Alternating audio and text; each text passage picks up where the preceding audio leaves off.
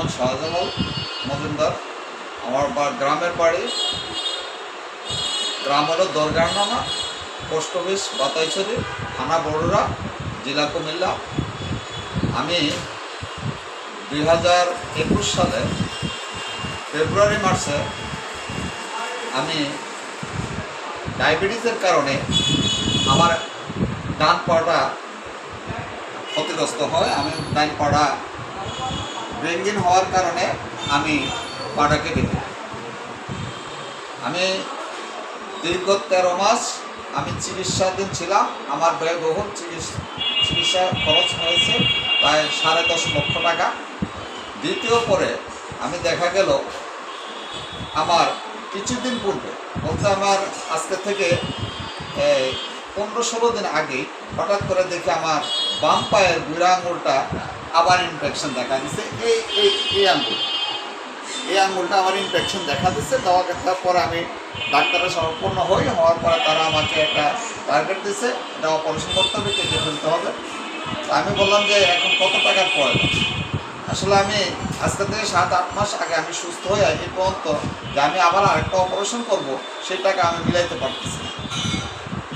যার কারণে আমি আমার এক ভাইয়ের সন্ধানে আমি ইন্ডিয়ান একটা কোম্পানি, অপোল্যান্ড ইন্টারন্যাশনাল কোম্পানি, ওই কোম্পানির খবর শুনে এবং কি শুনলাম যে এমডি স্যার আসছে।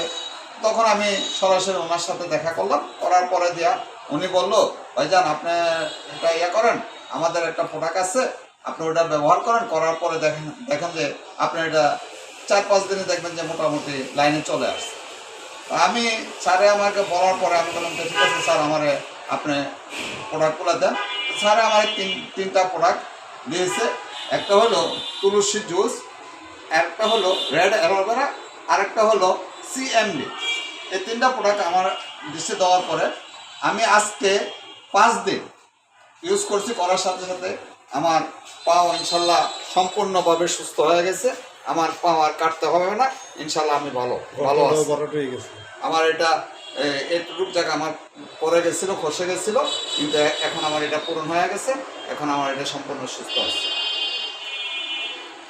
আশা করি এই প্রোডাক্টের মাধ্যমে অল্প দিনে আরও ভালো হতে পারবো। এবং আমার ডায়াবেটিসের যে সমস্যাটা এটাও মোটামুটি কন্ট্রোলে আছে ইনশাল্লাহ। আমি অপোল্যান্ড ইন্টারন্যাশনাল কোম্পানির সাফল্য কামনা করি এবং ধন্যবাদ জানাই। আসলে স্যারে যে আমার একটা পরামর্শ দিয়েছে, আমার আঙুলটা কাটতে হয় নাই, আমি যে আঙুলটা এখনও বেঁচে আছে, সেজন্য আমি অপোল্যান্ড ইন্টারন্যাশনালের কোম্পানিকে এবং এমডিকে শুভেচ্ছা জানাই।